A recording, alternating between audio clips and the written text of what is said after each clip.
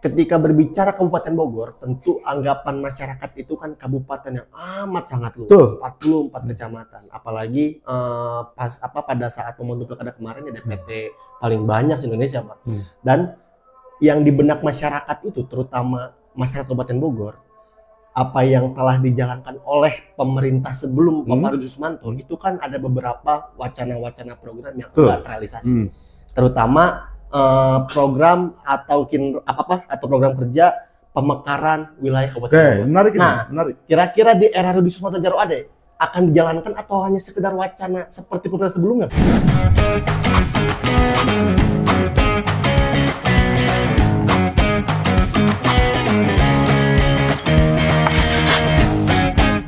Assalamualaikum warahmatullahi wabarakatuh. Kembali lagi bersama saya di kanal YouTube Venus Forum. Yang kemudian Venus Indonesia atau Yayasan Visi Nusantara Maju menghadirkan diskusi-diskusi yang konsisten seputar isu-isu terkini, kebangsaan maupun lokal. Dan hari ini tepatnya kita akan diskusi mengenai isu-isu lokal, Pak, di tingkatan daerah. Mungkin kalau dengan Pak Yus, karena orang nasional, kita sering diskusi mengenai isu-isu nasional. Tapi kita pun kemudian perlu sama-sama nge-breakdown melihat isu-isu di tingkatan daerah. Karena ini penting, Pak, karena rakyat itu kan dekat dengan daerah ya, Pak ya. Maka dari itu kita penting untuk bagaimana melihat dari perspektif Pak Yus Fitriadi selaku pengamat politik dalam melihat fenomena di tingkatan daerah, terutama pasca pilkada, Pak. Teman-teman semua, kita mengalami dinamika panjang dan perjalanan panjang dari mulai tahapan-tahapan pilkada, verifikasi faktual di awal sampai dengan pasca pungut hitung sekarang, Pak. Artinya kita telah mengalami proses tahapan-tahapan pilkada yang panjang dan alhamdulillah beberapa daerah sudah menetapkan bupati dan wakil bupati atau wali kota dan calon wali kota di daerahnya masing-masing. Kita akan membahas sedikit, Pak. Kita nge-capture di daerah Kabupaten Bogor mungkin, Pak. Oke. Karena kebetulan teman-teman, Venus ini berada di tengah-tengah atau di ibu kotanya Kabupaten Bogor, yaitu di Cibinong. Maka dari itu, kita akan sedikit mengulas apa sih fenomena yang menarik pasca pilkada di Kabupaten Bogor, Pak. Pertanyaan yang pertama, Pak, saya akan sedikit bertanya. Bogor ini kan sudah menetapkan, Pak ya, pasangan calon Rudi Susmanto dan Ade Ruhandi atau biasa kita Djaro Ade sebagai bupati dan wakil bupati terpilih Kabupaten Bogor pasca gugatan atau perhelatan sengketa di Mahkamah Konstitusi, Pak.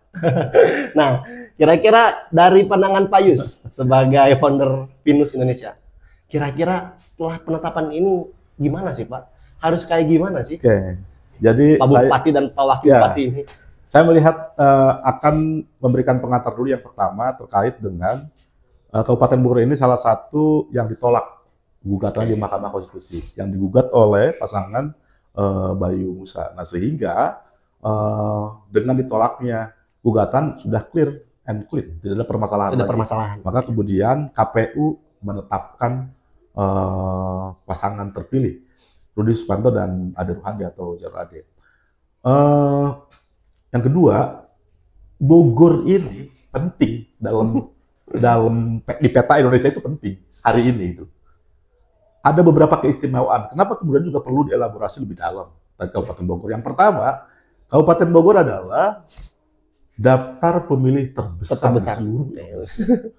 Artinya, ketika bicara politis one man one vote, maka Kabupaten Bogor mempunyai tempat yang cukup strategis. Gitu.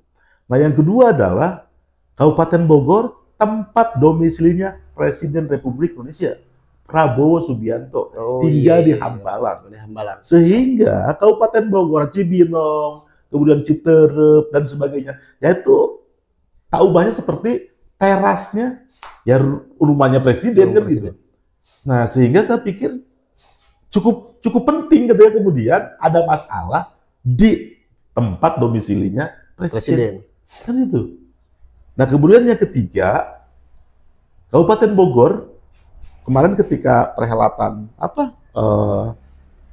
pilkada itu Rudi Susmanto dan Ade Ruhandi memiliki suara tertinggi sepanjang sejarah pilkada Kabupaten Bogor. Nah, artinya dalam konteks itu, saya pikir ini bukan sekedar kita bahas isu lokal, tapi juga bagaimana lokal ini Bogor loh, gitu loh, yang mempunyai berbagai keistimewaan seperti yang saya sampaikan tadi. Tapi berbagai macam keistimewaan itu akan sirna ketika Rudi Susmanto dan Jarod Ade tidak mampu bawa Bogor lebih baik. Kan gitu. Nah, itu. Nah, selanjutnya setelah ini apa? Nah, setelah penetapan tanggal 5 kemarin oleh KPU, maka tahap berikutnya tinggal menunggu pelantikan. Karena masa bakti ataupun periode kepala daerah baik gubernur, bupati, wali kota itu terhitung dari pelantikan. Nah, sekarang yang kemarin masih agak riuh, pelantikan apakah tanggal 6, sekarang Kemendagri kembali sudah mematok waktu.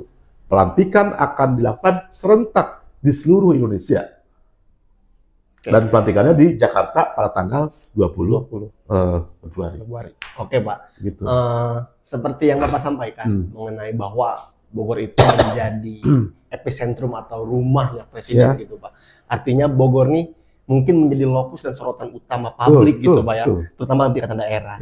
Nah, kira-kira seberapa yakin sih Bapak kepada pasangan Rudi Susmanto dengan Jarod Ade, Pak, untuk bisa memberi sumbangsi yang terbaik untuk Kabupaten Bogor? Kalau bicara keyakinan, maka kita harus melihat track record. Gitu loh. Kalau kita bicara keyakinan, Pak. Karena keyakinan itu ya itu personality gitu loh. Tentu saja saya yakin, yang lain bisa saja nggak yakin. Tapi saya pikir saya ingin mengajak masyarakat ketika kita ingin melihat apakah orang ini mampu apa enggak. Salah satunya adalah dengan melihat track record. Kalau kemudian kita bicara track record, baik Rudi Susmanto maupun Ade Ruhandi, dia sama-sama pernah menduduki jabatan ketua DPRD Kabupaten Bogor.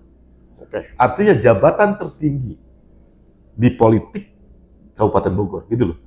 Nah, saya pikir persyaratan apa yang kurang, gitu. Nah, kemudian yang kedua, mempunyai keistimewaan yang saling melengkapi, berbeda tapi saling melengkapi. Misalnya, kita sama-sama paham, Rudi Susmanto dalam tanda kutip adalah anak ideologinya Prabowo.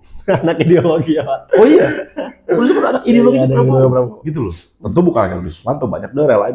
Tapi ketika bicara Bogor, Rudi Susmanto anak ideologinya Prabowo. Nah, sehingga komunikasi dengan elit itu bisa direct, nggak mesti via. Gitu lagi kira-kira kan?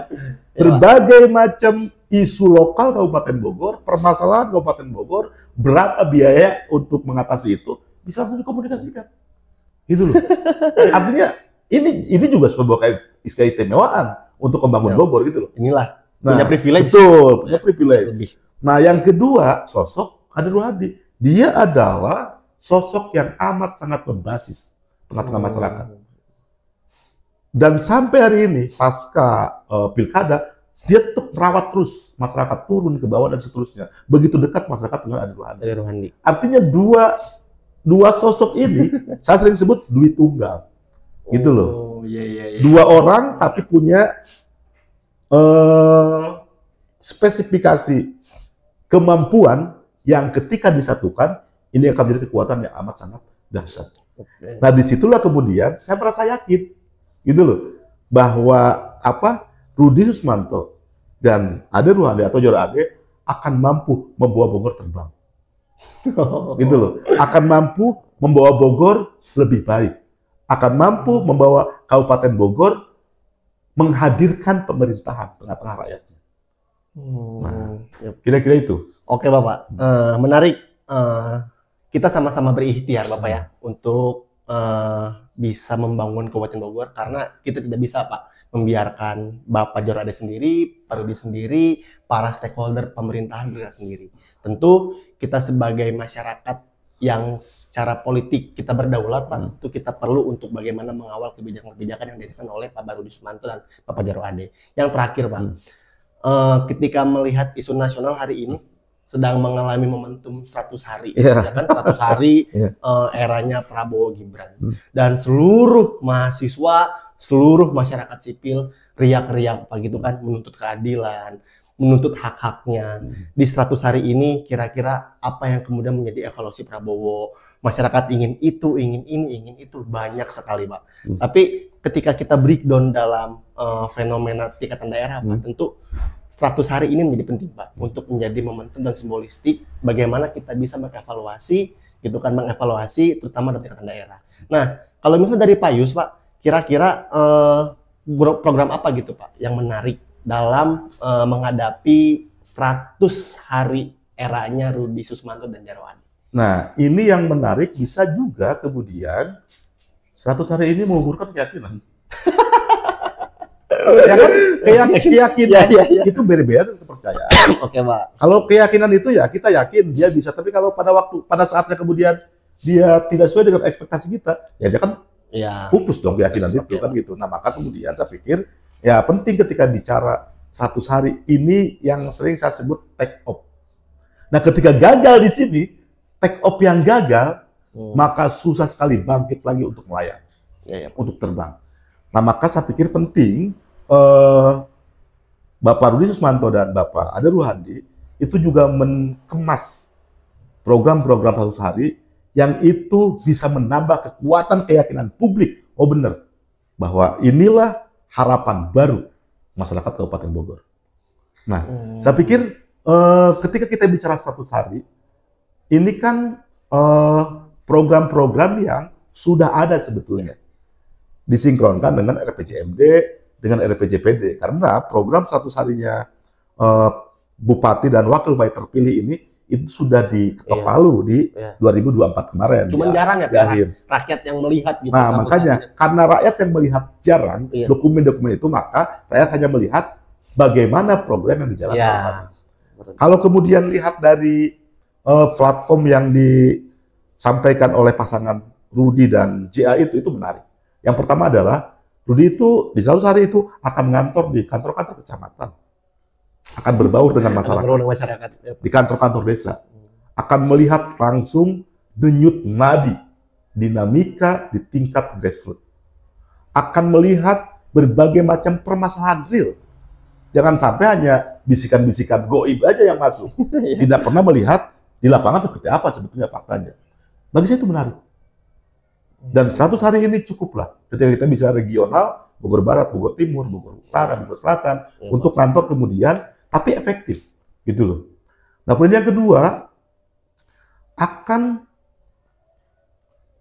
menjadikan kira-kira ibu kota Kabupaten Cibinong ini sebuah tempat yang berwibawa.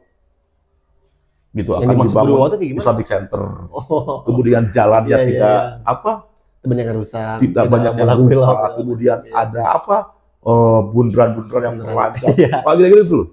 Nah, saya pikir karena emang hari ini nggak berwibawa. Cibinong sebagai pusat ibu kota kabupaten nggak berwibawa. Lihat aja gedung Pemda, kumuh-kumuh. Pas masuk juga di sebelah kanan gedung-gedung terbengkalai. Gimana? Bagaimana wibawa pemerintahan? Termasuk kemudian juga membangkitkan gairah budaya. Ya kita kemudian melihat Kabupaten Bogor misalnya jalannya, nama jalannya, kemudian seterusnya, papan nama itu, bahkan kita sudah dengan bahasa Sunda sudah langka sudah. Nah, itu juga menarik. Kemudian juga digitalisasi pemerintahan desa, amat sangat menarik. Itu program 100 hari. Ya kita buat, ya saya pikir Pak Rudi Susmanto dan Djaro Ade buat kebijakan pilot project saja. Karena Kabupaten Bogor salah satu kekacauannya urusan data. Kenapa data kacau? Karena input basic data dari desa itu kacau. Nah, maka dengan digitalisasi pemerintahan desa berharap ada bank data Kabupaten Bogor yang sama antara dinas dengan dinas, antara desa, antara kecamatan, sehingga data itu satu bank data. Nah, kemudian program selanjutnya juga adalah mendukung program nasional. Makan bergizi gratis. Nah, saya pikir itu juga penting. Walaupun Prabowo sudah warning-warning tidak boleh menggunakan APBD. Tapi makan bergizi gratis murni APBN.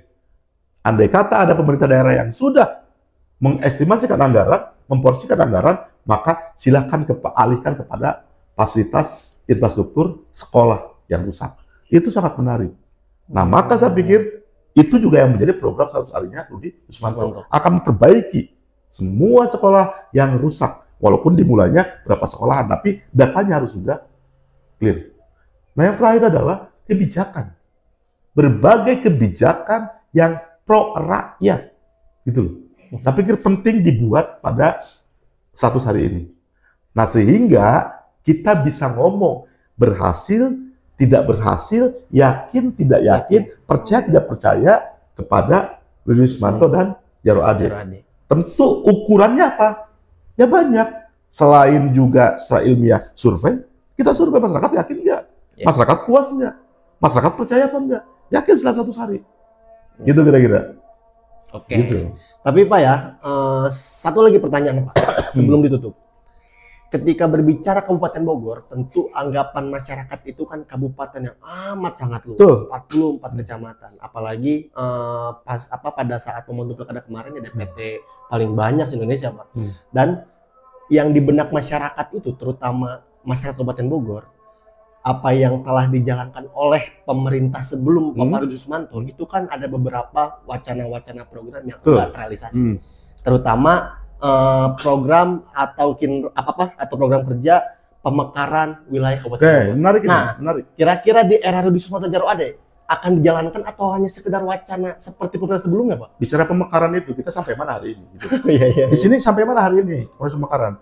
Proses pemekaran itu mentok di moratorium. Karena moratorium bersifat nasional. Tidak bisa moratorium berlaku ketika dicabut hanya untuk Bogor doang. Gitu loh. Bahkan Kabupaten Bogor Barat yang lebih lama mengajukan pemekaran. Nah, justru kemudian Bogor Timur. Nah, saya pikir ini pun termasuk janji Rudi dan Ja untuk memekarkan Kabupaten Bogor. Gitu loh. Entah Barat dulu atau Timur dulu atau juga satu saja dulu dimekarkan. Tapi yang pasti itu janji kampanye. Tapi itu mungkin karena relasi kedekatan itu. Gitu loh. Nah, dengan cara apa? Saya pikir bisa dengan cara pencabutan moratorium parsial. Gitu loh. Artinya, bagi daerah yang mengajukan pemekaran dari tahun sekian sampai tahun sekian, baru moratorium. Kalau yang baru ya jangan dulu. Kira-kira, tapi itu berlaku seluruh Indonesia. Artinya, ada peluang besar pada periodisasi Rudi Yusmanto dan Djaro Ade, daerah otonomi baru di Kabupaten Bogor itu terlaksana. Oke, baik. Terima kasih Pak Yus atas diskusi yang menarik sore ini. Karena ini sore teman-teman semua, tapi kita terus disajikan oleh ilmu hazanah ilmu yang luar biasa dari Pak Yus Fitriadi selaku founder Indonesia. Nah, teman-teman semua, kita sudah menyenggol pertanyaan terakhir tadi terkait wacana pemekaran di Kabupaten Bogor. Saya sedikitnya emang pengen masih banyak bertanya Pak ke Bapak, apa sih manfaatnya untuk pemekaran ini? Karena mungkin ini yang rakyat butuhkan, Pak, terutama di rakyat Kabupaten Bogor. Kira-kira apa sih manfaatnya? Kira-kira keuntungannya apa? Kira-kira apa namanya hal-hal negatif yang kemudian ketika dihadirkan pemekaran Kabupaten Bogor itu apa? Mungkin kita bisa diskusi lebih lanjut apa ya? Ya bisa ngundang teman-teman inisiator pemekaran itu baik Bogor. Boleh silakan diundang untuk mencari lebih dalam. Sampai mana dan apa manfaatnya? Oke ya, itu menjadi diskusi dan tajuk diskusi yang menarik ke depan teman-teman semua. Mungkin itu saja podcast kita hari ini. Ke depan kita akan bincang-bincang apa, kita akan diskusi apa, kita akan ngulas dan bedah apa. Silakan tulis di kolom komentar. Tapi sebelumnya silakan subscribe, share, and like kanal YouTube Venus Forum teman-teman. Terima kasih. Saya Cikal Fauji, pamit undur diri. Billahi sabilil haq, fasabiqul khairat. Wassalamualaikum warahmatullahi wabarakatuh.